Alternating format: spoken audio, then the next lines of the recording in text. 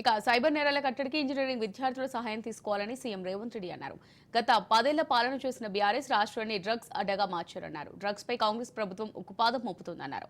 హైదరాబాద్ లో NTR మార్గ్లోని HMDA grounds లో ఏర్పాటు చేసిన సభలో ఆయన పాల్గొన్నారు. కాలేజీ యాజమాన్యాలకు విద్యార్థులపై ఒక కన్నేసి ఉంచాలని స్ట్రిక్ట్ ఆదేశాలు జారీ చేశామన్నారు. యువత డ్రగ్స్ కు బలైతే రాష్ట్ర ప్రతిష్ట మస్కబారుతోందని, జీవితాలను నాశనం చేసే అలవాట్లను వదులుకోవాలని యువకులకు సీఎం సూచించారు.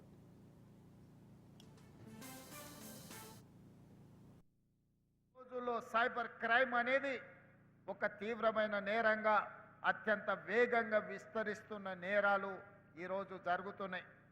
పోయిన సంవత్సరం 10-15 కోట్లు రికవరీ చేస్తే నాకు తెలిసి సైబర్ క్రైమ్ డిపార్ట్మెంట్ ఈసారి 100కు పైగా కోట్లను రికవరీ చేసి సైబర్ క్రైమ్ బాధితులను కాపాడే ప్రయత్నం చేస్తున్నారు.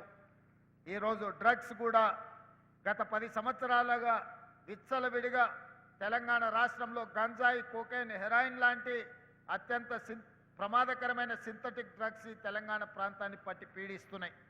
అందుకే టీజీ న్యాబ్ని ప్రత్యేకంగా బలోపేతం చేయడమే కాదు, ఒక డీజీపీ స్థాయి అధికారిని నియమించడం ద్వారా పూర్తి స్థాయిలో సిబ్బందిని వందలలో ఇచ్చి 100 కోట్ల రూపాయలు ఇవ్వడమే కాకుండా వాళ్ళకు ప్రత్యేకమైన పోలీస్ స్టేషన్, ప్రత్యేకమైన అన్ని వసతులు ఇవ్వడం ద్వారా ఈరోజు తెలంగాణ రాష్ట్రంలో గంజాయి వినియోగదారులు, గంజాయి అమ్మకందారులు లేదా కొకైన్, హెరాయిన్ వినియోగదారులు, అమ్మకందారులు ఈరోజు వాళ్ళను భయపెట్టే పరిస్థితి తెలంగాణ రాష్ట్రంలోకి రావాలి అనంటే ఒక్కడికి 100 సార్లు ఆలోచన చేసుకునే విధంగా ఈరోజు మన సిబ్బంది ప్రయత్నం చేస్తున్నారు.